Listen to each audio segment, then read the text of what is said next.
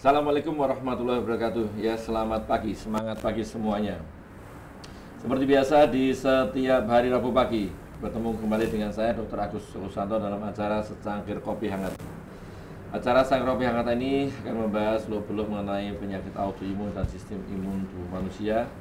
Dan dalam 1 jam ke depan kita akan membahas topik yang sangat bagus, sangat luar biasa dengan narasumber yang sangat hebat dan sangat luar biasa juga. Dan sebelumnya ini saya sapa dulu nih, kita sapa dulu dari alergi imunologi Trisolo dulu nih ya, dari Facebook maupun Instagramnya. Semangat pagi, selamat pagi semuanya ya, silahkan bergabung, silahkan join. 1 jam ke depan kita akan membahas topik yang sangat bagus sekali ya, silahkan nanti ikut bergabung. Dan juga dari Sobat Muwardi dari Facebook, Instagram maupun YouTube-nya Rumah Sakit Dr. Muwardi. Selamat pagi semuanya, silahkan bergabung.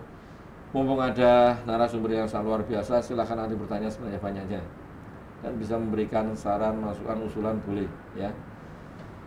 Dan tetap apapun kita kewaspadaan terkait masalah virus ya, apapun selain COVID. Sekarang kan musim adalah musim pancaroba, sehingga jaga kesehatan dengan sebaik-baiknya dengan olahraga dan makan sudah yang cukup, makan yang baik dan sebagainya. Hari ini sangat luar biasa karena kita akan membahas topik yang sangat luar biasa juga terkait masalah penyakit autoimun. Nah, autoimun di sini yang nanti kan kita bahas 1 jam ke depan, ini autoimun yang sangat sudah dikenal dan memang orang kalau menyebutkan autoimun pasti namanya ini yang disebut. Apakah itu? Nah, nanti biar narasumber kita yang akan membahasnya. Hari ini narasumber kita, beliau ini seorang dokter spesialis di Rumah Sakit Dr. Muwardi, karena topiknya adalah masalah lupus ya.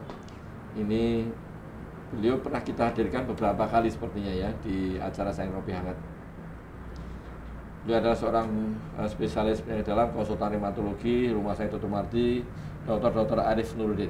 Selamat pagi, Dokter. Selamat pagi, Dr. Agus. Ini kita hadirkan nih. Ini rugi kalau nggak tanya nih. Ini narasumber sangat luar biasa. Beliau ini sebenarnya seorang yang selain seorang dai, ustadz juga, beliau ini sebenarnya pinter masak ya, olahraga juga beliau. Dan dulu pernah penyanyi, sebagai penyanyi hebat sebenarnya. Dulu. Tapi sekarang nggak tahu karena udah ditransfer, biasanya transfer ilmu kan lupa ya. Dulu di keroncong, sekarang di jazz. Dr. Arif, gimana kabarnya, sehat-sehat ya? Baik, alhamdulillah sehat-sehat. Disapa dulu Dr. Arif nih, Sobat Muwardi. Baik, assalamualaikum warahmatullahi wabarakatuh, Sobat Muwardi sekalian. Kembali kita berjumpa kembali, diundang kembali oleh Dr. Agus Joko ini untuk membicarakan satu topik yang katanya penyakit autoimun yang terbanyak ya, padahal saat ini sudah mungkin disalib sama yang lain ya, Dok ya. Sjogren mungkin juga lebih banyak ataupun yang lainnya, tapi karena paling dikenal pertama kali adalah lupus, maka semua autoimun ya seakan-akan lupus gitu. Padahal mungkin ada autoimun yang lain yang menyerupai lupus gitu. Nanti mungkin 1 jam ke depan kita akan berdiskusi ya, Dr. Agus Joko, tentang seluk-beluk tentang penderita lupus ini, karena ini terkait juga dengan masih dalam rangkaian Hari Lupus Dunia yang jatuh pada 10 Mei, walaupun sekarang sudah mulai Juni ya, Dok. Sudah mulai 1 bulan.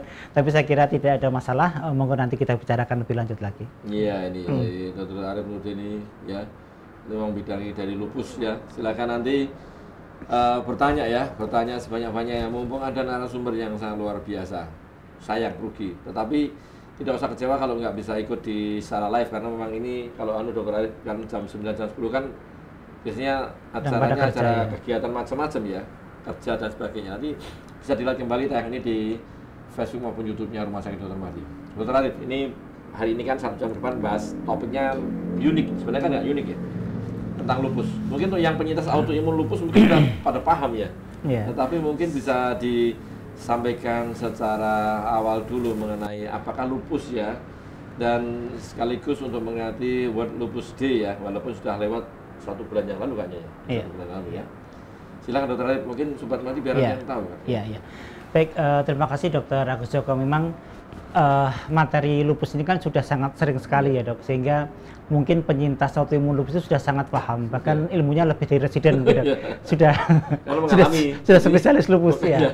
Karena sangat sering dibahas dan banyak narasumber yang memang sering membahas masalah lupus ini ya, sudah sangat hafal mungkin.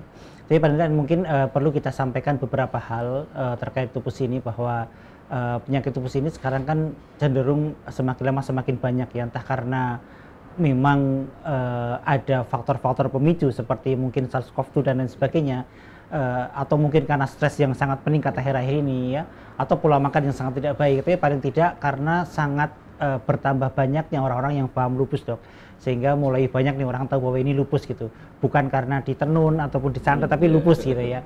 Jadi ada satu keuntungan bahwa akhirnya pasien itu menjadi tidak dalam kondisi berat datang ke rumah sakit, tapi masih dalam kondisi awal-awal, sehingga kita masih bisa untuk menata laksana dengan baik. Satu hal yang ingin saya sampaikan bahwa isu tentang bahwa pola makan yang baik ini apakah berperan pada tata laksana ataupun pencegahan dari semua autoimun.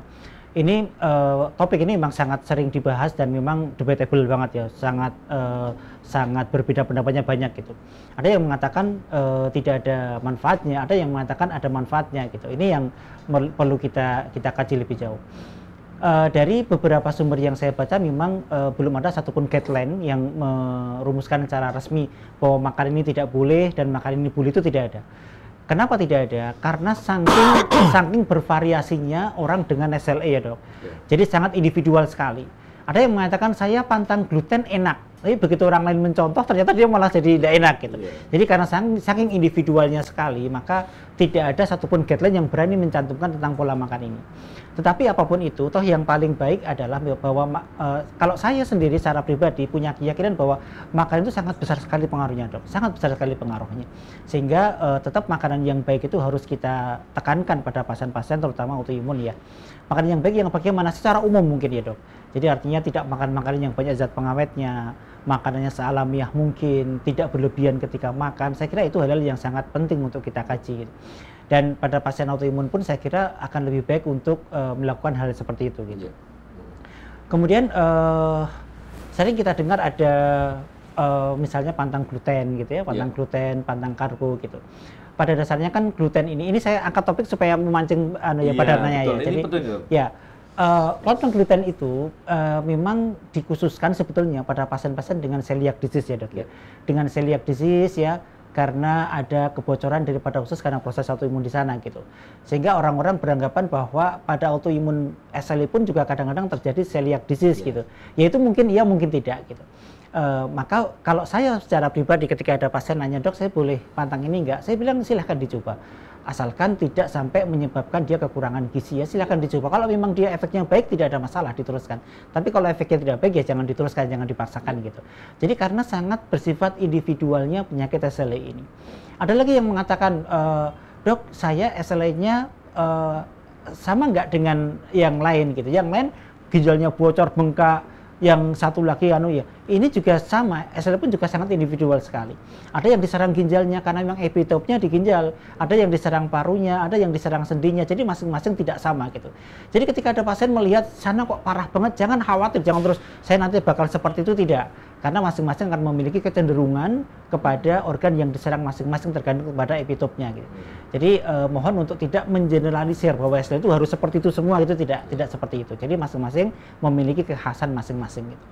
Mungkin ini sedikit awalan dari saya, Bapak Ibu sekalian. Kalau nanti mau ada pertanyaan silahkan. Yang jelas bahwa sifat individual SLE ini memang ada dan kita harus mengakui itu, walaupun juga tidak boleh menggampangkan, menyepelekan bahwa saya ternyata tidak seperti dia.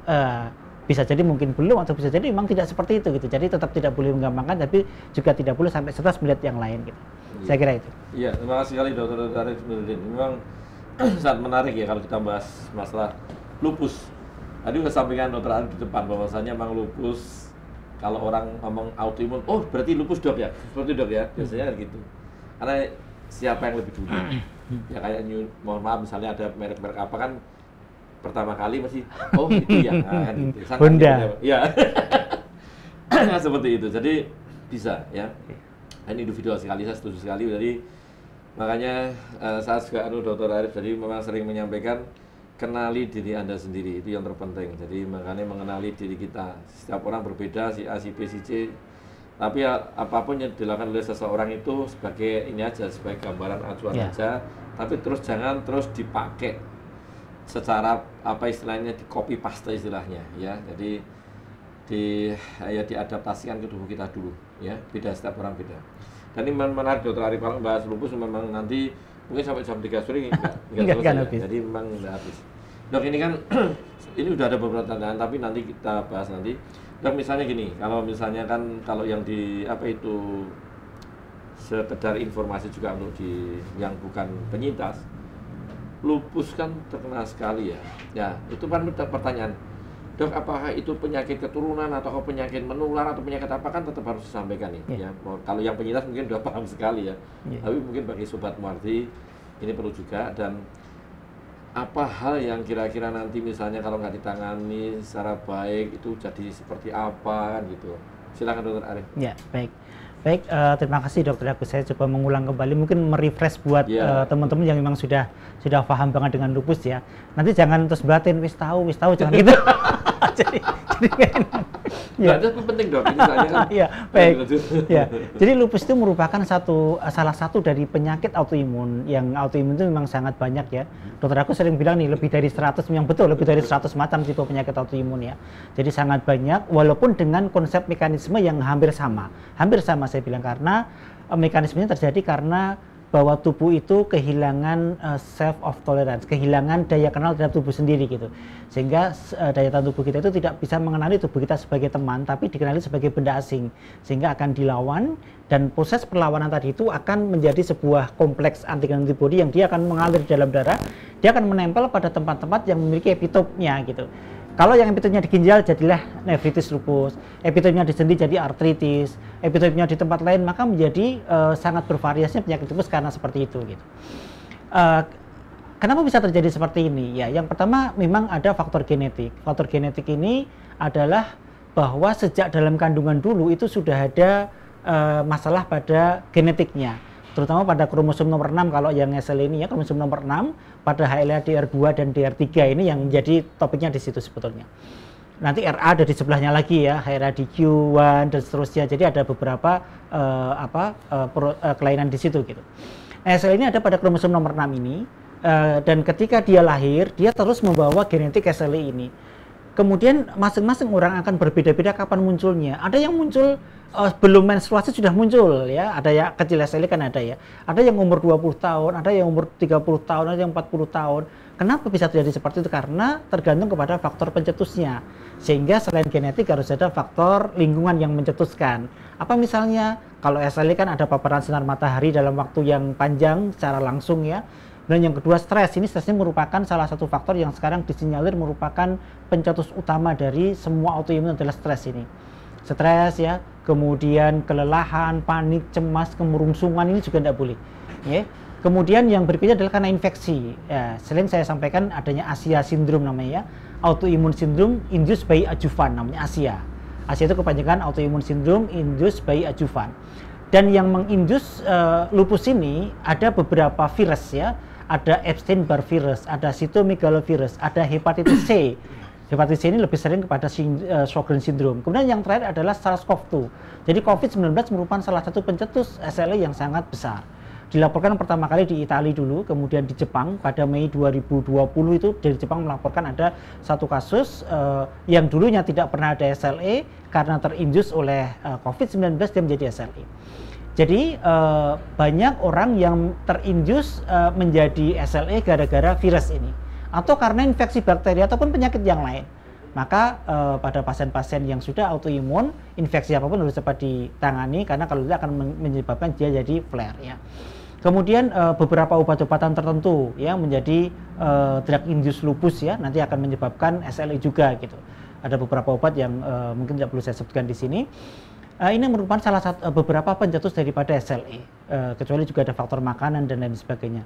Oleh karena itu, Bapak Ibu sekalian, kalau hanya faktor genetik saja, kemudian dia tidak ada faktor lingkungan yang mencetuskan, maka dia tidak akan bermanifest menjadi sebuah penyakit. Gitu.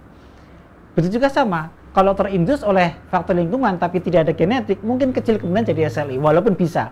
Karena ada yang disebut dengan epigenetik. Epigenetik itu apa sih? faktor lingkungan yang kemudian dia bisa merubah gen walaupun dia awalnya tidak punya gen gitu, namanya epigenetik. Ini juga sangat mungkin menyebabkan terjadinya SLE. Ini beberapa faktor pencegahannya. Kemudian apakah dia menurun? Menurun dan tidak itu memang beberapa penelitian mengatakan beberapa hal yang berbeda. Ada yang mengatakan 20-25% dia akan menurun pada anaknya, cucunya ataupun yang lain. Tapi yang sekitar 20-25% gitu. Karena ini paling sering ditanyakan ya. Anak saya bakal SLE enggak? Yaitu kemungkinan 20-25%. Tidak seperti diabetes, mungkin hipertensi yang mungkin lebih dari 50%, Dok. Tapi kalau SLE cuma 20-20%. Jadi Bapak Ibu cukup tenang, kita masih punya 80% nih yang bisa kita atur supaya dia tidak bermanifest menjadi sebuah penyakit gitu. Kemudian SLE ini kalau memang harus didiagnosis dengan jelas ya. Jadi kalau sudah ada tanda-tanda SLE, tanda-tanda yang paling khas apa? Paling gampang kita menggunakan yang ACR ya, Dok ya, tahun 97 itu. Jadi ada jadi panjang, Dok, ini nanti. Jadi panjang ini enggak apa-apa. Bagus. Ya. Jadi SLE itu paling tidak kapan kita perlu waspada? Waspada adalah ketika ada wanita usia subur yang dia memiliki keluhan-keluhan yang tidak spesifik pada satu penyakit tertentu. Kita wajib curiga dulu bahwa ini autoimun nih gitu. Misalnya apa? Demam tapi tidak turun-turun, infeksinya tidak ada, di kultur pun bahan negatif, tapi nggak baik-baik gitu. Nah ini baru dicurigai, jangan-jangan ada autoimun dengan SLE. Nyeri sendi tidak baik-baik, sariawan nggak sembuh-sembuh, rambut rontok yang tidak jelas. Jadi semua hal yang tidak jelas adalah mengarah kepada autoimun, terutama SLE. Jadi SLE itu seperti apa ya, Dok? Kayak diagnosis sampah ya, buangan ya, Dok, terakhir gitu. Jadi infeksi di kultur macam-macam tidak ketemu, serahkan kepada kepada autoimun gitu. Jadi seperti itu kurang lebih. Keluhan apapun itu ya, karena autoimun itu karena dia bersifat sistemik, maka seluruh tubuh bisa kena, dari mulai ujung rambut sampai ujung kepala bisa kena semua. Ada rambut rontok misalnya, ada ruam-ruam merah ya. Kenapa SLE itu simbolnya kupu-kupu ya, Dok? Karena memang ruam merahnya seperti kupu katanya. Tapi kalau saya lihat kok bukan kupu ya, Dok. Mungkin seperti banteng juga bisa, mungkin seperti ayam juga bisa. Jadi kupu-kupu kan sayapnya nih batangnya sini itu. Tapi sekarang jarang yang seperti sayap, Dok. Jadi kadang-kadang cuma nempel di sini gitu. Jadi itu yang klasik. Ya klasik seperti itu ya. Kemudian jadi kalau ada ruam merah seperti itu, tapi bukan ICD atau bukan yang lain, nanti mau nikahan jadi lupus semua. Kemudian ada ruam diskoid. Ruam diskoid itu belentang-belentang tapi lebih tepinya lebih keras dan lebih seperti koin, seperti uang koin itu ya. Ada stomatitis, sariawan nggak sembuh-sembuh. Ada yang disebut dengan serositis, itu meliputi ada pleuritis dan perikarditis. Ambil nafas sakit, gitu namanya tanda itu ya. Kemudian ada arthritis, ada nyeri pada sendi yang tidak jelas nih, sendinya nyeri semua. Atau kadang-kadang tidak sendi, otot karena susah dibedakan, Dok, kadang-kadang ya. Kemudian ada neurologic disorder, ada masalah pada neurologi. Misalnya apa? Sering pingsan tidak jelas, nyeri kepala, migrain yang tidak jelas. Sekarang banyak ya pasien-pasien migrain, nyeri kepala hebat ternyata autoimun gitu. Kemudian ada keluhan-keluhan neurologic disorder yang lain seperti transfer myelitis, kelumpuhan yang tidak jelas ya. Ada neuropati yang tidak jelas, tiba-tiba kesemutan kebas-kebas gitu. Tapi jangan terus dirasa-rasakan, wah kok saya semua itu kayaknya saya banget. Kemudian ada hematologi disorder, kelainan pada darah. Jadi pasien tiba-tiba datang, Dok, HB saya turun, tidak jelas tiba-tiba turun nih. Trombosit saya turun, leukosit saya turun gitu ya. Ada nefrologi disorder, masalah pada ginjal. Apa misalnya tiba-tiba pas pipis buang air kecil kok berbusa gitu. Nah, jangan-jangan merupakan tanda dari ada proteinuria. Nah, ini merupakan salah satu tanda dari lupus ya. Kemudian ada lagi, kemudian setelah itu ada kelainan pada antibodinya. Ya kalau dicek ada ANAIF-nya positif ya, atau beberapa yang anti SM ya, SSS, SSP dan lain sebagainya. Itu tadi saya sebutkan ada 11. Nah, kalau terpenuhi 4 saja dari 11 itu, maka sudah berhak kita melabelkan orang tersebut adalah SLE. Sehingga kita sudah berhak untuk mengobati dia sebagai pengobatan SLE. Bagaimana kalau tidak diobati, didiamkan saja? Kalau dia terus progresif, dia terus semakin lama semakin berat, karena autoimun itu khasnya adalah dia bersifat progresif, ya, dia terus akan meningkat terus. Maka yang tidak menjadi komplikasi yang lain. Kalau menyerang di ginjal, lama-lama jadi gagal ginjal. Kalau menyerangnya di jantung, di paru, jadi efusi perikard misalnya, efusi pleura, jadi sesak nafas, gagal nafas, dan lain sebagainya. artinya bahwa harus ditangani, karena kalau tidak maka akan menyebabkan jadi kerusakan organ secara permanen. Ini yang jadi masalah serius nantinya gitu. Jadi kematian SLE ini terjadi karena memang tidak ditangani dengan baik ya, dibiarkan dan lama-lama dia datang sudah dalam kondisi kronis yang sudah tidak bisa lagi diperbaiki gitu. Saya kira itu Dokter Agus. Iya, makasih sekali nih panjang lebar nih Dokter Agus. Karena kalau nggak jadi semalam nanti Dok, saya malam ya Dok. Semoga sih tambah paham atau tambah bingung nggak tahu. Tapi yang jelas tadi ya, pusing berterusan itu kalau sekarang kan Dokter Arif harus dibedakan dulu. Nah kan sekarang nontonnya itu, mohon maaf ya, drakor malam-malam nonton HP itu pusing. Iya. Itu tetap ya, ini sering makanya kalau ada yang pusing, ini saya suruh tanya dulu. Mbak, Mas lihat monitornya berapa jam sehari, seperti itu ceritanya ya. Nonton drakornya berapa lama, berapa jam, terutama mbak-mbak ini biasanya, ya kan? Iya. Kalau sambil tiduran nonton, ya dok nggak bisa tidur, nggak bisa karena nonton drakor. Ya, betul. Seperti itu. Iya, kalau belum selesai nggak bisa tidur.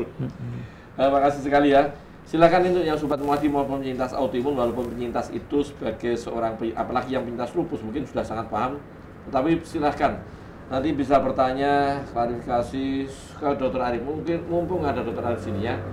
Jadi sayang kalau nggak tanya. Dan untuk sobat muadi juga sama ya.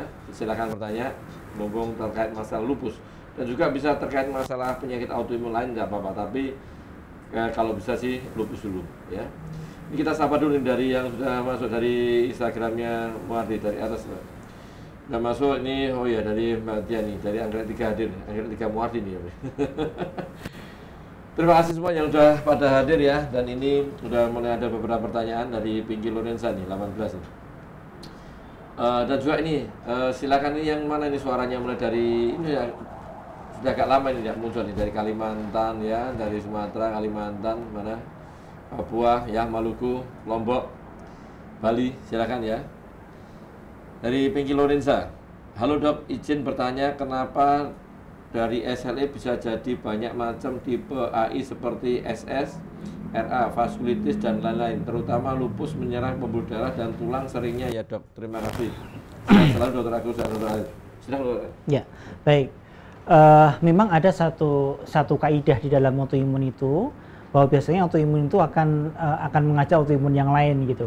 Jadi biasanya satu autoimun akan disertai dengan autoimun yang lain akan berdatangan. Tapi ini jangan jadi menjadi kecil hati ya, artinya beberapa seperti itu, tapi beberapa yang lain juga tidak gitu.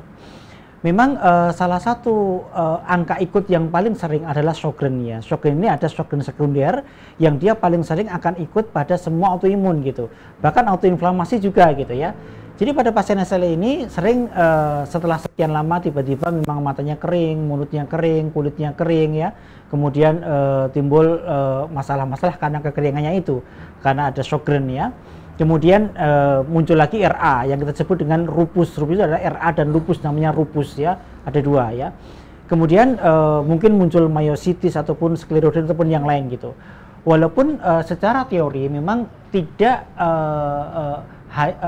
secara teori itu kita akan melihat dari namanya lokus pada kromosom ya, bahwa SLE, RA, Sjogren ini merupakan tiga penyakit autoimun yang berdekatan secara lokus pada kromosomnya, sehingga dia akan mudah muncul bersama gitu, SLE, RA sama Sjogren gitu. Tapi ketika berhubungan dengan ankylosing spondylitis misalnya, maka dia berbeda lokus, maka dia kemungkinan tidak akan timbul bersama-sama gitu, walaupun masih mungkin muncul bareng ya, tapi sangat kecil kemungkinannya. Jadi beberapa penyakit autoimun yang paling sering muncul bersama adalah SLE, RA, Sjogren, dan satu lagi myositis maupun skleroderma, sehingga nanti disebut dengan MCTD ya dok ya, mixed connective tissue disease gitu. Sehingga akan ada istilah yang disebut dengan overlap syndrome. Overlap syndrome itu ada beberapa autoimun yang timbul jadi satu. Kalau overlapnya meliputi SLE, RA, myositis, dan skleroderma disebut dengan MCTD. Itu kenapa ada istilah seperti itu? Karena memang saking seringnya autoimun itu akan muncul bersama-sama gitu. Karena lokusnya berdekatan gitu, Mbak Pinky. Ya. Kemudian memang vaskulitis ini juga merupakan salah satu yang sangat sering muncul pada autoimun, terutama pada lupus ya. Tidak hanya pada lupus, pada semuanya. Sehingga kita akan mengenal istilah yang disebut dengan antifosfolipid syndrome, dia juga vaskulitis ya. SLE hamil itu kenapa sering terjadi keguguran, kenapa sering terjadi bayinya tidak naik berat badannya di dalam kandungan ya. Karena ada vaskulitis yang disebut dengan antifosfolipid syndrome gitu. Sehingga nanti tata laksananya akan menjadi berbeda gitu. Jadi sekali lagi, karena SL itu merupakan penyakit sistemik, maka seluruh organ akan bisa terkena gitu. Termasuk pembuluh darah juga kena, otak, rambut, jantung, paru, semuanya akan menjadi kena semua gitu.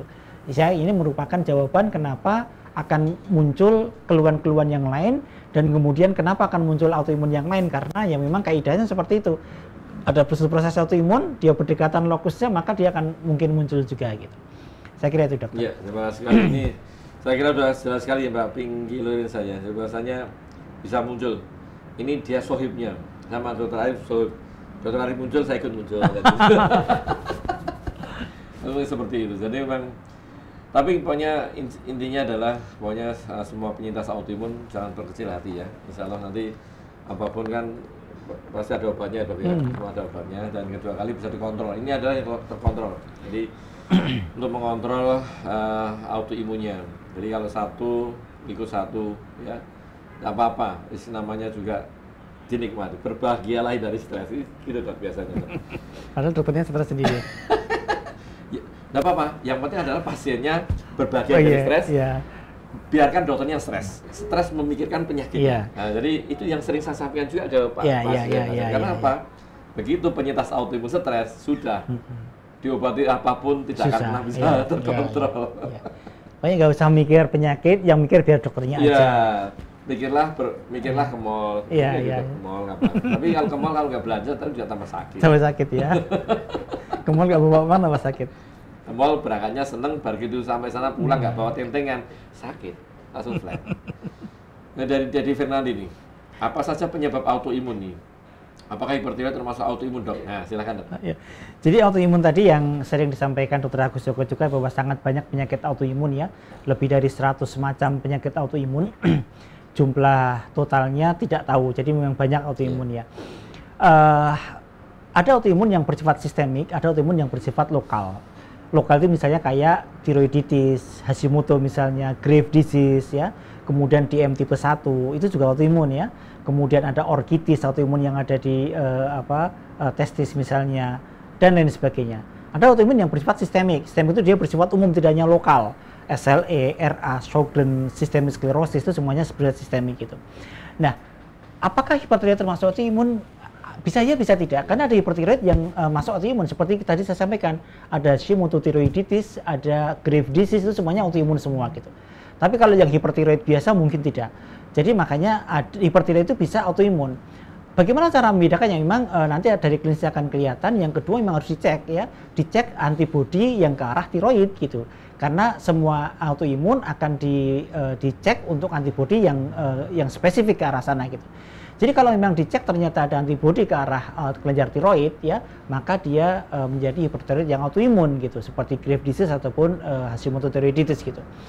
Mungkin pertanyaannya bukan apa saja penyebab, mungkin apa saja tipe autoimun ya, dok ya. Kalau penyebab autoimun tadi saya sampaikan kan ada genetik, kemudian faktor lingkungan pencetus dan lain sebagainya. Jadi jawabannya adalah pakai hipertiroid ya bisa tidak, dok. Jadi beberapa autoimun, beberapa tidak gitu. Iya. Betul sekali. Jadi Fernandi itu tempat memang betul sekali. Jadi yang dimaksud sistem itu semua banyak organ, banyak organ terkena. Kalau yang lokal tadi adalah organ tunggal, jadi satu organ saja. Misalnya tadi kan sudah sampaikan Dokter Arif, gondok yang kena, nanti ada autoimun jenis gondok, autoimun tiroiditis namanya, bisa Hashimoto, bisa Graves tadi, tapi tidak selalu yang punya autoimun, gitu ya. Terus ini juga ngulang, tapi tidak apa-apa, mungkin diulang lagi dok, yang singkat aja nih, dok gejala lupus biasanya apa? Nah ini yang single, yang mungkin agak ini, yang pokoknya tadi, yang khas saja, kupu-kupu. Iya Bu Sylvie, terima kasih pertanyaannya Bu. Ya, gejala lupus tadi sudah saya sampaikan di awal ya Bu, jadi ada ruam-ruam kemerahan pada wajah. Kemudian ada fotosensitivitas, tadi saya belum sebutkan.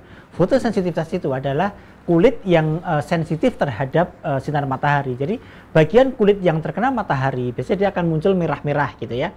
Mungkin di leher sini ataupun di tangan ya, namanya fotosensitivitas. Kemudian sariawan yang tidak sembuh-sembuh. Sariawannya khas ini, berbeda dengan sariawan pada umumnya. Sariawannya itu tidak terasa sakit seperti sesakit sariawan yang lain orang normal ya. Dan kemudian sariawannya lebih sering terjadi pada langit-langit. Jadi ya memang mungkin bisa terjadi pada bibir, tapi kebanyakan pada langit-langit. Jadi kalau lihat sariawan, jangan cuma senyum ataupun suruhan, tapi lihat langit-langitnya, kita masuk gitu kan dilihat. Jadi ada nggak sariawan di situ gitu. Kemudian kemudian ada masalah pada paru dan pada jantung, terutama sesak nafas, sakit ketika ambil nafas ya. Nyeri sendi ini yang paling banyak, jadi hampir 75% jadi karena nyeri sendi. Nyeri sendi itu pada seluruh sendi biasanya kalau SLE itu ya. Berbeda dengan rheumatoid arthritis yang dia lebih pada sendi-sendi kecil, tapi kalau pada SLE dia seluruh sendi akan nyeri ya. Kemudian ada keluhan pada neurologik, sering pusing kepala, migrain, vertigo, kejang dan lain sebagainya. Kemudian yang tidak jelas ya, kalau karena penyebabnya ditagih hutang, ya bukan lupus berarti kan. Jadi tanggal tua misalnya, jadi bukan lupus. Kemudian ada hematologic disorder, HB-nya tiba-tiba turun, trombositnya tiba-tiba turun, leukositnya tiba-tiba turun ya. Kemudian kencingnya berbusa ya karena ada proteinnya yang bocor dari ginjal misalnya. Dan kemudian kalau sudah seperti itu, biasanya akan dicek untuk antibodinya, kita cek ANA misalnya ataupun antibodi yang lain. Jadi itu beberapa gambarannya dokter. Gambaran yang jelasnya nanti silakan Mbak Silvi dan mungkin Sobat Mati datang ke rumah sakit Dr. Mati. Nanti kan kita cek ya.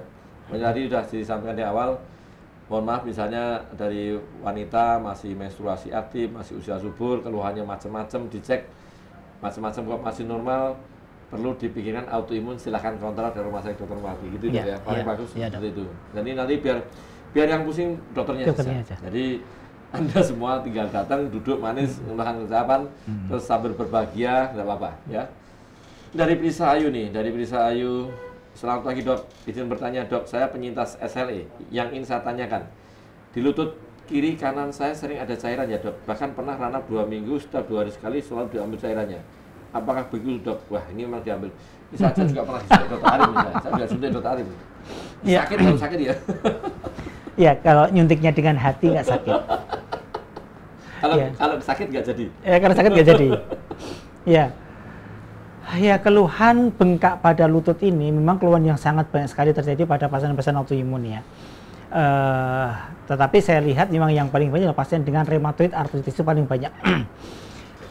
Kenapa bisa terjadi bengkak pada lutut? Bengkak itu biasanya terjadi karena beberapa hal. Yang pertama karena efusi pada bursa. Bursa itu malah bukan di sendi tapi di luar sendi gitu. Jadi ada di bawah kulit namanya bursa.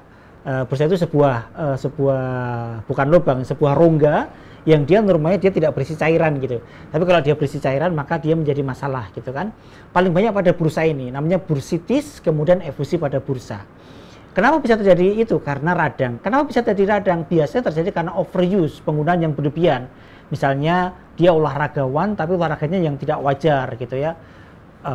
Sudah usia tua tapi tidak merasa tua, sepak bola terus gitu loh. Ini sampai saya ini loh, sampai saya ini sudah diingatkan berkali-kali mau nurut sama dokternya apa enggak, saya bilang gitu kan, karena sudah tua tapi merasa muda. Usia 39 tahun. Ini yang harus diinikan ya. Jadi ya bolak-balik ngeluh nyeri minta suntik tapi tetap olahraganya kayak orang muda gitu. Ini yang tidak boleh. Jadi overuse itu salah satu penyebab daripada keluhan pada lutut ya. Kemudian naik turun tangga yang berlebihan ya, kemudian olahraganya angkat besi, wah repot. Bahasan dilarang jangan angkat besi, malah jadi hal sama catur ya repotan. Jadi itu kemudian biasanya memang terjadi karena trauma, terjatuh kemudian dia menjadi lesi, kemudian akan sering timbul cairan ya, ataupun karena kebentur sesuatu dan lain sebagainya, namanya bursitis. Yang kedua adalah terjadi karena septic arthritis, jadi ada infeksi pada sendi. Biasanya infeksi ini paling banyak memang karena manipulasi dok. Jadi disuntik oleh dokter yang memang belum ahli belum ahli nyuntik, bolak-balik disuntik, tidak mengindahkan kaidah septik antiseptik dulu dok. Sehingga dia boleh suntik. Misalnya dipegang-pegang, lali nggak dilap alkohol lagi langsung masuk gitu. Atau pas sudah masuk, tiba-tiba telepon bunyi dok, ngangkat telepon dulu dok, jarumnya nancap misalnya. Ini kata-kata gitu. Jadi kaidah-kaidah sterilisasinya tidak baik sehingga hal-hal seperti ini seakan-akan seperti memasukkan kuman ke dalam sendi. Kalau sudah masuk ke dalam sendi ini sangat susah ya, sangat susah. Bahkan dikatakan ada yang mengatakan 3 bulan minum antibiotik terus-menerus karena memang susah kalau sudah di sendi. Ya. Jadi makanya harus hati-hati dengan manipulasi injeksi, terutama orang yang memang tidak mengindahkan itu gitu. Itu cairannya. Nah, Pada beberapa kasus pasien itu datang, dok saya sendinya bengkak, tapi keluhan yang lain tidak ada nih. Sendi yang lain tidak ada nyeri, tanda-tanda SLE tidak ada, tanda-tanda ERA tidak ada, cuma sendi aja yang bengkak gitu. Saya beberapa kali menemui kasus seperti itu, dan saya dapat juga rujukan dari beberapa dokter saraf kok bengkak terus gitu kan. Saya ambil 1 minggu lagi bengkak lagi, saya ambil terus bengkak lagi. Maka ada 2 hal yang harus diingat. Yang pertama mungkin memang dia autoimun, dok. Dan kebanyakan begitu saya berikan DMARD itu seperti methotrexate, leflunomid, itu ternyata malah membaik gitu, dok. Jadi ternyata dia autoimun yang memang hanya lokal pada lutut saja gitu. Yang kedua langkahnya adalah kita bersihkan. Jadi kita namanya irigasi, dok. Jadi nanti akan masuk selang dari sisi kanan dan sisi kiri gitu, kemudian dikumbah, dicuci pakai nasel gitu, nanti namanya diirigasi itu. Maka dia akan bisa mencuci debris ataupun kotoran yang ada dalamnya, sehingga dia akan mengurangi produksi cairan lagi. Jadi ini beberapa teknik yang dilakukan oleh teman-teman ortopedi, biasanya nanti bareng-bareng dengan kami nih untuk membersihkan lutut supaya dia tidak produksi cairan lagi. Jadi seperti itu Mbak Prisa Ayu. Jadi kalau setiap 2 minggu diambil terus dan masih tetap penuh, kita harus berpikir yang lain, karena tidak boleh terus-terusan kayak gitu kan. Nanti malah menyebabkan jadi septic infeksi gitu kan. Jadi mesti harus konsul ke ortopedi ya, atau nanti kita coba berikan DMARD gitu. Biasanya seperti itu. Iya nih Mbak Prisa ya. Ini rentang 2 minggu di mana nih? Nanti kalau bisa datang ke rumah saya Dr. Muadi, nanti biar dievaluasi lagi ya, Dok. Tanya ini 2 hari sekali loh. Iya. Sakit loh 2 hari sekali tuh. Masa disuntik sekali aja sakit, disuruh lagi ya nanti dulu. Aduh. Karena yang nyuntik itu tidak dengan hati. Tapi dengan hati, perasaan. Tergantung sensitivitas orang yang disuntik sih. Iya, karena saya orangnya terlalu sensitif. Ini dari Sandra Kurniawan nih, 88. Dokter, apakah manifestasi lupus kayak gagal jantung, sindrom nefrotik bisa pulih kembali seperti sedia kala? Ini pertanyaan ini yang susah jawabnya nih. Dok, untuk menjawab pertanyaan ini maka saya harus melihat dari 2 sisi, dok. Jadi biar jelas ya. Dari sisi kaidah agama dan dari sisi kaidah medis ya. Kalau dari sisi kaidah medis, maka penyakit autoimun karena dia bersifat genetik, maka selama belum ada obat yang bisa mengutak-atik genetik, maka belum bisa disembuhkan nih. Jadi harus ada obat yang bisa rekayasa genetik, baru bisa menyembuhkan gitu. Sampai sekarang beberapa penelitian yang dilakukan di Jepang, saya beberapa kali kontak dengan teman-teman yang di Jepang itu, sedang ada penelitian untuk menyisipkan stem cell pada untaian DNA gitu. Jadi bisa merubah untaian DNA. Terus saya bilang, gimana hasilnya? Ya belum tahu lah, kapan kira-kira jadinya? Ya masih 20-30 tahun lagi. Jadi masih cukup lama. Jadi selama belum ada yang merekayasa genetik, maka belum bisa, karena dia masalahnya di genetik. Mungkin bisa remisi, bisa normal, tapi penyakitnya masih tetap ada nih. Maka sewaktu-waktu dia muncul kembali flare gitu kan. Maka ini penyakit lupus secara medis. Kalau dari sisi agama, ya kalau yang beragama Islam kita mungkin paham ya bahwa semua penyakit pasti ada obatnya kan. Hadisnya gimana? Likulli da'in dawa, setiap penyakit pasti ada obatnya. Faida usiba bari'a, faida usiba da'un da'i. Ketika obat tepat mengenai penyakitnya, bari'a akan sembuh dengan izin Allah. Agama sudah sangat detail loh membahas itu. Jadi agama juga mengatakan harus ada obat dan harus ada izin dari Allah nih. Jadi kalau cuma mengandalkan tawakal saja tanpa obat ya tidak bisa. Ini sesuai dengan hadis ini loh ya. Harus ada obat yang tepat mengenai penyakitnya dan harus ada izin Allah. Jadi harus ada 3 ini gitu. Maka orang-orang yang mudah-mudahan bisa membuka wawasan orang yang hanya tawakal saja ini yang menjadi tidak benar gitu. Karena hadisnya jelas harus berobat dengan obat yang tepat mengenai penyakitnya gitu. Maka secara agama akan sembuh dengan izin Allah gitu. Jadi sekali lagi, kalau kita yang orang beragama yakinlah, saya yakin semua agama akan sama lah, bahwa penyakit itu bahwa Allah akan turunkan penyakit, pasti Allah turunkan obatnya. Tidak mungkin penyakit saja tidak ada obatnya, kan tidak mungkin gitu. Hanya kata Allah dalam hadis yang lain, Allah memberitahu pada orang yang dipilih dan tidak memberitahu pada orang yang lain gitu. Ini yang menyebabkan dokter harus siapa ya yang dipilih gitu. Maka harus terus ada penelitian terus nih untuk mencari obat mana yang Allah maksudkan gitu. Ini yang jadi kaidah kami, sehingga tidak boleh putus asa, suatu saat pasti akan ada obatnya. Dulu belum ada antibiotik ya dok, infeksi itu penyakit yang mematikan. Lama-lama tunjukkan Allah ini obatnya ini gitu. Terus dulu penyakit-penyakit DM mematikan sekali, kemudian ditemukan insulin dan sebagainya, maka dunia akan terus berkembang terus. Suatu saat akan ada ketemu obatnya gitu. Jadi secara medis seperti itu saya kira. Iya, terima kasih sekali. Gitu ya Sandra Kurniawan, memang ya sudah saya sampaikan tadi. Tapi yang jelas pokoknya tadi betul. kalau minta kepengen kaya tapi hanya berdoa saja tanpa usaha ya sama aja. Jadi semoga sih secepatnya penelitian-penelitian di kedokteran, memang penelitian kedokteran sekarang kan maju pesat sekali ya, tetapi memang untuk hal tertentu memang ya kadang butuh waktu lama ya, lama, Dok. Untuk menghasilkan, seperti kita lihat aja untuk yang menghasilkan antibiotik aja butuh puluhan tahun ya, terus kemudian ya semuanya mau ketemu atom, mau ketemu macam-macam butuh puluhan tahun. Jadi mungkin kita sekarang yang riset, nanti yang menikmati adalah cucu kita ya.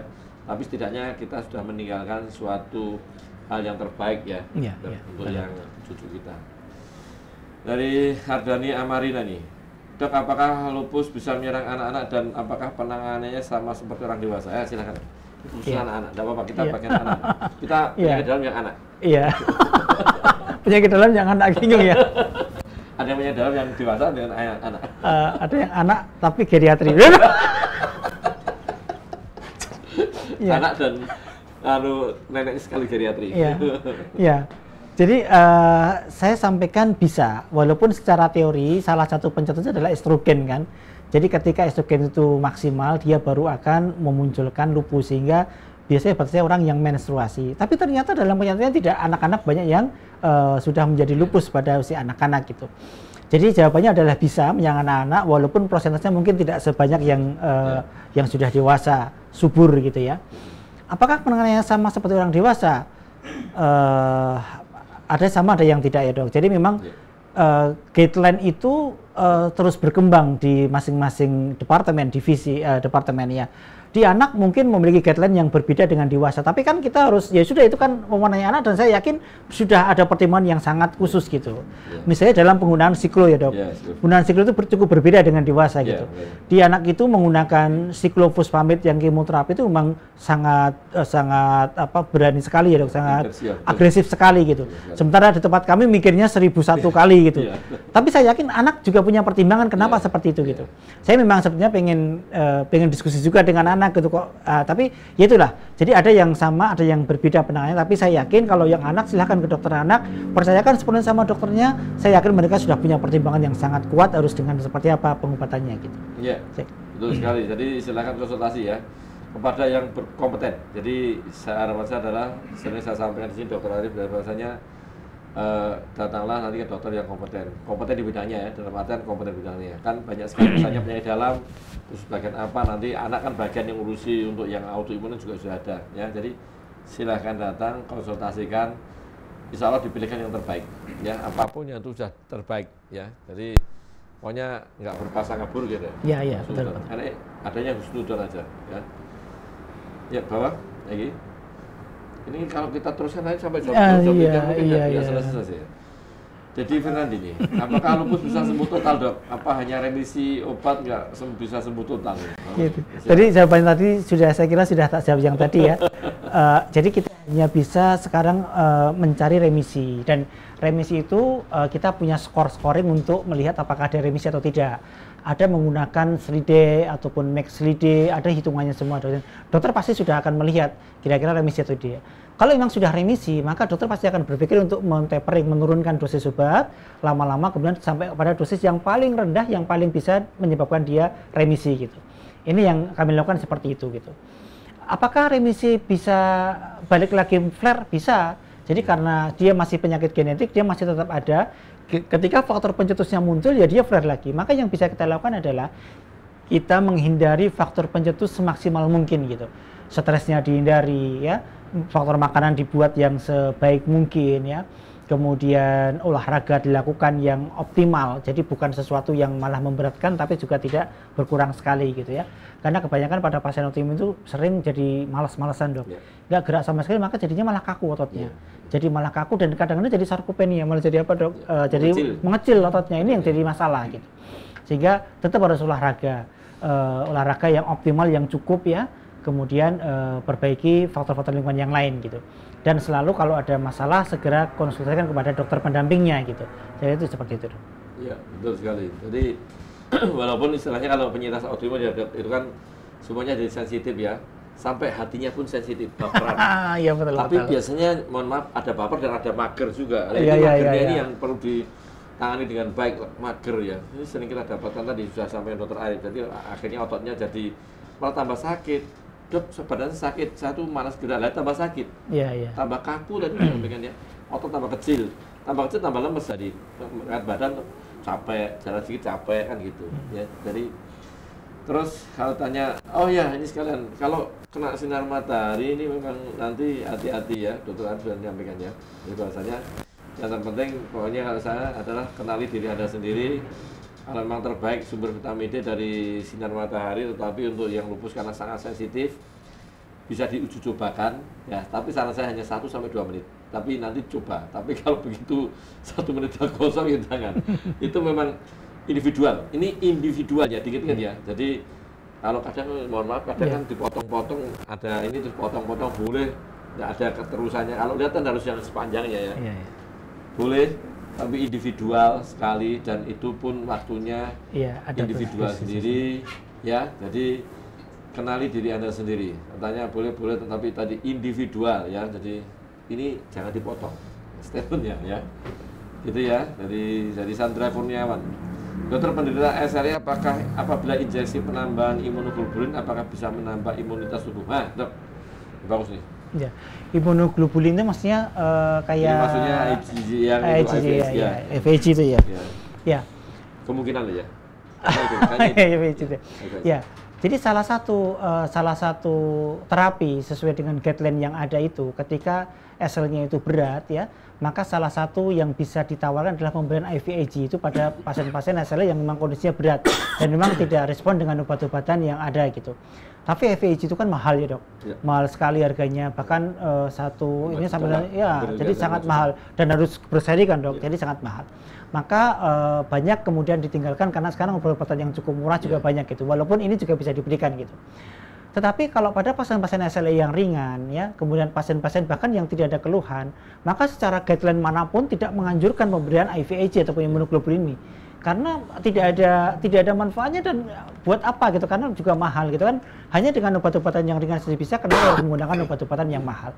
Jadi imunoglobulin bisa kita berikan pada kasus SLE yang berat yang memang tidak respon dengan obat-obatan yang lain. Saya kira seperti itu, dok. Ya, setuju sekali ya. Jadi salah satu pengobatan, tapi ini untuk yang kasus-kasus dengan yang tidak respon, ya respon dengan biasanya dengan IVIG. Mahal sekali nih. Itu soalnya bisa sehariannya bisa sampai sehari 4 botol 5 botol selama 5-7 hari, mahal sekali. Jadi total itu kadang-kadang sampai 90 sekian juta gitu, IVIG itu. Bisa, saya punya kasus pasien sampai habis 200 juta tuh. Iya. Jadi mahal sekali. Jadi ya, aduh nih malah senang nyaman ya. Dokter, apakah penderita SL ini bisa punya anak ya? Kalau punya anak, janinnya diserang nggak dok karena jangka benda asing? Ya ini. Oh maksudnya nih yang SL-nya perempuan ya. Kalau laki kan juga ada lupus, tapi memang yang perempuan ini. Jadi ibu atau bapak Sandra Kurniawan, bapak atau ibu pak? Ya ini. Iya, bapak atau ibu Sandra Kurniawan ini agak susah juga menafsirkannya. Sandra Kurniawan, seperti Agus Purwati, susah dong. Baik. Agus Purwati. Iya. Jadi sekali lagi kami sampaikan bahwa semua autoimun itu memiliki kesuburan yang sama dengan yang tidak autoimun. Ini sudah disepakati oleh semuanya gitu ya. Tidak ada perbedaan pendapat di sini dok. Jadi sama-sama semua. Jadi memiliki kesuburan yang sama. Jadi sama-sama subur gitu ya. Hanya saja karena pada pasien SLE ini ada kecenderungan jadi vaskulitis yang disebut dengan APS, maka menyebabkan peredaran darah yang ke arah rahim itu menjadi terhambat. Sehingga yang terjadi apa kalau terhambat? Maka rahimnya menjadi iskemi, kekurangan makanan nih. Sehingga menyebabkan satu gampang keguguran. Yang kedua, kalau tidak gugur, janinnya tidak berkembang ya. Dan janinnya meninggal dalam kandungan itu bisa jadi gitu, karena seperti itu ya. Jadi dia bisa punya anak tapi harus dipersiapkan dengan baik gitu ya, harus dipersiapkan gitu. Karena kalau tidak dipersiapkan maka SLE-nya akan bisa menyerang pada ibunya dan menyerang pada janinnya. Pada ibunya apa yang terjadi? Flare. Kenapa flare? Sekali lagi ya. Jadi pada janin itu, Bapak sekalian, ketika sperma ovum bertemu jebret, kemudian dia timbul blastula dan seterusnya ya, maka akan terbentuk yang disebut dengan trofoblast. Trofoblast itulah yang turbulence itu merupakan salah satu organ atau penjaringan yang dia bisa menyetarakan sehingga tidak dianggap sebagai benda asing gitu. Tapi di dalam SLE ini trombositnya menjadi rusak karena vaskulitis ini, sehingga kandungan ini menjadi dianggap sebagai benda asing. Kalau ada benda asing yang terjadi apa? Sel-sel imunnya akan muncul semua dan dia bersifat autotoksik, maka terjadi flare pada ibunya. Ibunya akan flare, pada SLE akan flare, sehingga akan menjadi flare, artritisnya muncul, ruamnya muncul, kelelahan dan seterusnya. Itu pada ibu. Kemudian yang kedua, pada janin, maka akan ada dua hal yang paling terjadi. Yang pertama adalah congenital heart block, jadi terjadi blok pada jantungnya janin, ya, dengan segala macam variasinya seperti tidak menutupnya ductus di situ dan seterusnya, ya, atau jantungnya bocor dan seterusnya. Atau yang kedua adalah neonatal lupus. Neonatal lupus itu seperti kalau dulu kayak anaknya Kamandanu, Dok, jadi bersisik seperti ular, gitu. Yeah. Itu adalah neonatal lupus. Naga puspa, ya kan, dulu kan ada naga puspa, ya. Itu bersih seperti ular gitu. Sakti dan gitu ya. Maka ini yang sangat mungkin jadi seperti itu, ataupun kelainan yang lain. Sehingga pada pasien SLE yang akan hamil, maka harus dipersiapkan dengan dokternya. Maksudnya bukan dengan dokternya, dipersiapkan programnya dengan dokter gitu. Apa sih salah ya? Dipersiapkan dengan suaminya, tapi dengan bantuan dokter gitu. Jadi jangan salah paham. Jadi jangan salah paham ini ya. Jadi jangan dipotong ini. Jangan dipersiapkan dengan dokternya ya. Diprogram dengan dokternya susah nanti malah repot. Diprogram dengan suaminya tapi dengan pendampingan dokter. Tapi dokter itu di luar kamar loh, Dok. Maksudnya di pendampingnya di luar gitu, maksudnya gitu. Jadi saya agak susah ini ngomongnya ini. Jadi gitu. Jadi ketika pada pasien saya itu ketika akan menikah, saya pasti akan bilang kapan akan menikah harus ngomong sama dokternya, ya kan? Betul. Kapan mau menikah, kapan mau malam pertama itu harus ngomong sama dokternya, ya kan, Dok? Ngomong saja loh. Ngomong saja, nanya, Dok saya mau malam pertama. Oh baik, silahkan gitu. Malam pertama jangan, itu kan bisa kan, Dok, karena ternyata apa, masih minum obat-obatan yang bersifat teratogenik. Maka dokter akan mempersiapkan, Dok. Apa yang dipersiapkan oleh dokter? Yang pertama dipastikan bahwa dia tidak sedang flare atau tidak ada nefritis lupus yang berat gitu. Yang kedua, dia tidak sedang mengkonsumsi obat-obatan yang tidak baik buat janin. Jadi obat seperti mycophenolate mofetil dengan berbagai macam mereknya, ya, itu tidak boleh. Kemudian obat-obatan seperti MTE, kemudian lirflunomid tidak boleh. Maka dokter akan mempersiapkan nih, akan diganti dengan obat-obatan yang aman dulu. Nanti setelah 3-6 bulan aman, tidak ada masalah, baru boleh hamil, baru boleh berhubungan tanpa pengaman gitu kan. Setelah itu baru boleh hamil, dan selama ini juga harus tetap dikontrol terus, Dok. Dikontrol terus sampai dengan dia melahirkan, bahkan sampai beberapa minggu ataupun bulan setelah melahirkan, karena masih resiko variannya masih tinggi gitu. Iya. Itu ya Sandra Kurniawan. Jadi tetap dipersiapkan. Boleh hamil boleh ya, tapi dengan suaminya. Iya, maksudnya dengan suaminya. Tapi tolong sampaikan ke dokternya. Ini kan dokter akan memprogram, maksudnya program itu bukan dengan dokternya, tapi mengarahkan kapan saat terbaik ya untuk biar punya anak. Maksudnya adalah biar ibu dan janinnya itu sehat selama semuanya, ya kan ya, Dok ya. Biasanya kalau udah dipersiapkan itu tahu-tahu 2-3 bulan keguguran terus meninggal, kan sayang sekali ya, kasihan sekali ya. Makanya harus dipersiapkan sekali. Dan saya juga punya pengalaman kasihan, pasien Dokter Arif itu 7 tahun menikah, 7 kali keguguran. Saya juga sayang, ini baru ketemu kemarin saja kasihan ya. Mudah-mudahan yang penting bukan 7 kali hamil, 8 kali keguguran kan. Terus satu dari mana itu? Sebenarnya ini nanti kalau banyak sekali, nah ini waktunya tinggal sedikit nih, kira-kira dibahasnya sampai jam 2 siang atau jam 1 siang nanti. Mohon maaf nanti kalau ya sobat Mari dan penyelesaian otomus sekalian, kalau memang nanti belum ada yang bisa dijawab ya, soalnya nanti ini waktunya terbatas ya. Nanti kita pilih aja, ini Dokter Arif biar milih satu-satu. Oh ini apa mau stem cell ini? Iya. Apa yang di ini dulu nih dari Tika Paramita. Dan Dok saat ini sedang mana terapi stem cell nih? Apakah terapi ini juga bisa dilakukan pada Udapus di Muarti sudah? Ya. Jadi stem cell ini saya sekaligus menyampaikan pesan ini ya, bahwa stem cell itu adalah terapi berbasis sel, artinya dia benda hidup nih. Sehingga kalau berbasis sel ataupun benda hidup, maka tidak mungkin dia dijual dalam bentuk kapsul ataupun pil, ya kan, Dok? Sekarang banyak di warung-warung jual stem cell, Dok. Oh iya, harganya 5 juta, 6 juta yang dari mana itu, dari dari domba, dari segala macam, itu jelas bukan stem cell. Karena stem cell itu adalah daging domba, dok. Ya, makanya itu. Maka stem cell itu pasti dia karena benda hidup pasti dalam bentuk injeksi dan harus rumah sakit khusus yang boleh mengadakan, selain itu tidak boleh. Ini yang jadi harus pesan khusus dari saya ya kepada teman-teman semua, jangan tertipu dengan berbagai macam produk. Dok, saya kemarin ditawari stem cell harga sekian dalam bentuk apa? Kapsul. Ya gimana kapsul benda hidup kan? Diminum sampai di lambung ya jadi mati semua. Jadi tidak mungkin gitu. Jadi harus dalam bentuk injeksi. Satu itu. Yang kedua, sampai sekarang belum ada regulasi resmi tentang stem cell dari Kemenkes. Sehingga stem cell itu masih ilegal, belum legal. Masih ilegal, ya. Kemenkes sudah menunjuk 11 rumah sakit, sekarang 13 rumah sakit yang boleh mengadakan pelayanan berbasis penelitian. Jadi bukan dijual nih, pelayanan berbasis penelitian. Ada 13 rumah sakit. Salah satu adalah rumah sakit Muwardi ini. Selain rumah sakit itu tidak boleh. Hanya 13 rumah sakit itu. Dan itu pun hanya pelayanan berbasis penelitian, tidak boleh menjual stem cell, tidak boleh mencari untung dari stem cell. Jadi hanya untuk penelitian saja, tidak boleh yang lain. Ini jadi acuan. Jadi kalau panjenengan ditawari stem cell harga sekian, sudahlah itu belum legal, masih ilegal ya. Ini yang jadi titik tangkap kita di situ. Supaya teman-teman tidak terjerumus dalam masalah-masalah ilegal seperti itu ya. Kemudian di Muwardi memang saat ini sedang ada penelitian, pelayanan basis penelitian ya. Untuk autoimun, terutama SLE, RA, dan Sjögren itu pun melanjutkan penelitian saya pada saat disertasi S3 dulu gitu. Maka kita sudah masukkan proposal ini dan sudah disetujui oleh dari ethical clearance ya. Tetapi memang hanya terbatas pada SLE, RA, dan Sjögren saja. Apakah bisa untuk penyakit-penyakit lain, diabetes dan lain-lain? Belum ada penelitiannya, jadi mesti harus berdasarkan evidence based penelitian. Tidak boleh kita sembarangan melakukan terapi tanpa evidence based. Gitu. Ini yang mesti kita ajarkan kepada semua orang saja gitu. Jadi tidak bisa mencuri-curi dengan stempel yang nanti kalau hasilnya ternyata baik ataupun tidak, itu pun masih ada nanti tahap-tahapan, dok.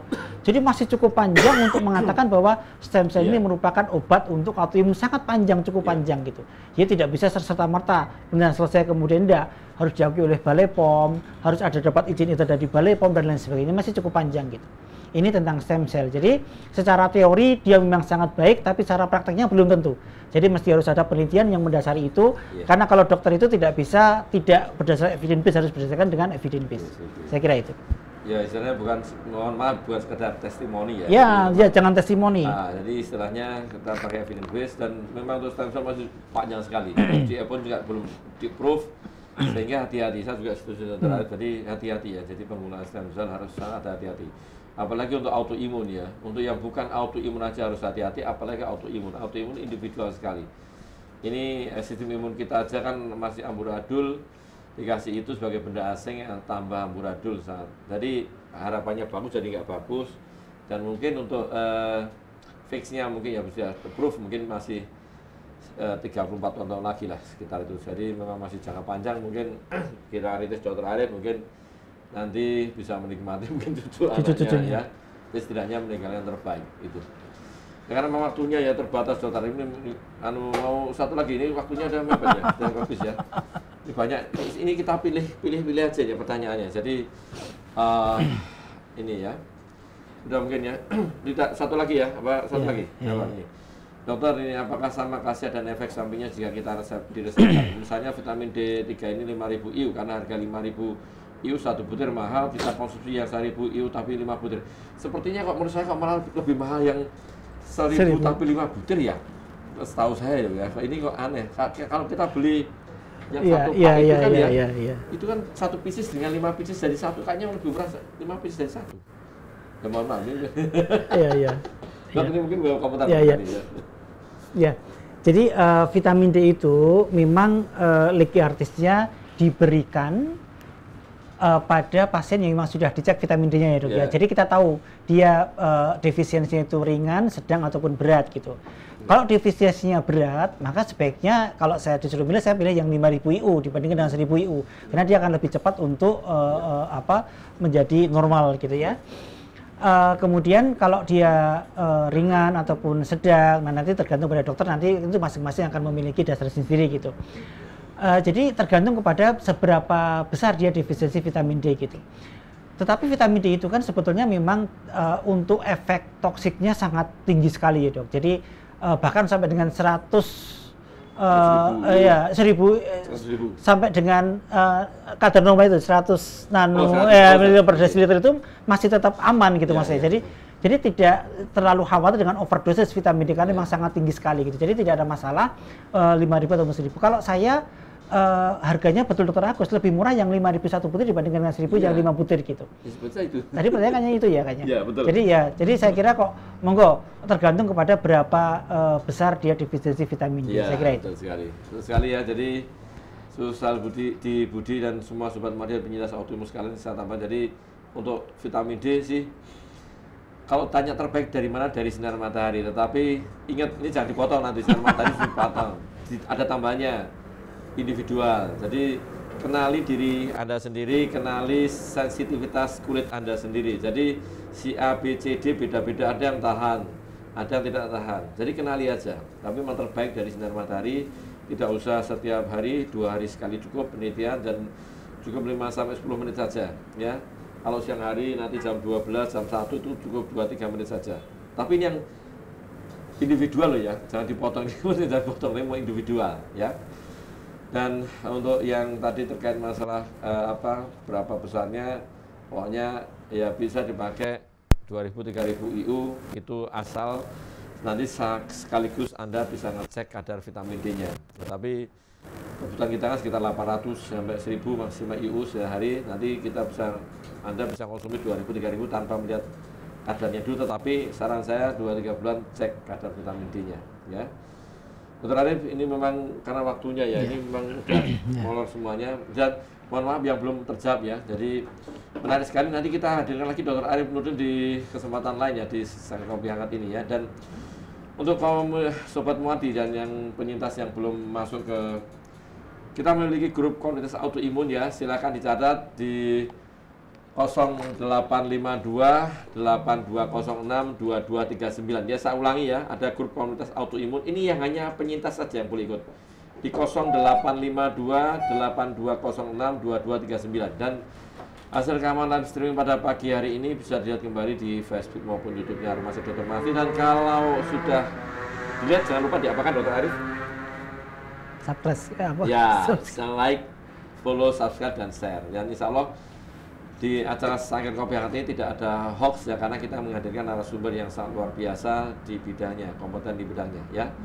Karena terbatas waktu Dokter Arif, terima kasih sekali. Dan mungkin sebelum kita tutup, Dokter Arif bisa memberikan sedikit pesan-pesan ini untuk yang para penyintas ini, silakan. Ya, salah satu yang mencetuskan flare up daripada autoimun adalah karena psikis ya. Sekali lagi bahwa psikis sangat penting sekali untuk kita jaga. Jadi silahkan selain obat, tetap kita harus menjaga psikis kita. Jangan mudah baperan, walaupun itu mungkin muncul dari diri sendiri, tapi dicoba semaksimal untuk mencegahnya itu ya. Kemudian jangan karena dia bersifat individual maka tidak bisa membandingkan diri kita dengan orang lain gitu. Yang paling penting itu. Ya, terima kasih sekali Dokter Nurdin ya. Dan terima kasih atas kehadirannya. Besok kita hadir lagi nih. Kalau saya sama Dokter Arif kalau cerita tuh sampai 3 jam nggak selesai, capek ya. Terima kasih untuk semuanya Sobat Madian penyintas autoimun sekalian. Kita insya Allah bertemu kembali di setiap hari Rabu pagi dengan topik yang sangat luar biasa nanti dan juga topik yang berbeda bersama saya Dr. Agus Joko Santo dalam acara Sanggar Kopi Hangat. Dan insya Allah kita akan bertemu di Rabu yang akan datang. Cukup sekian, akhir kalam. Wassalamualaikum warahmatullahi wabarakatuh. Assalamualaikum warahmatullahi wabarakatuh.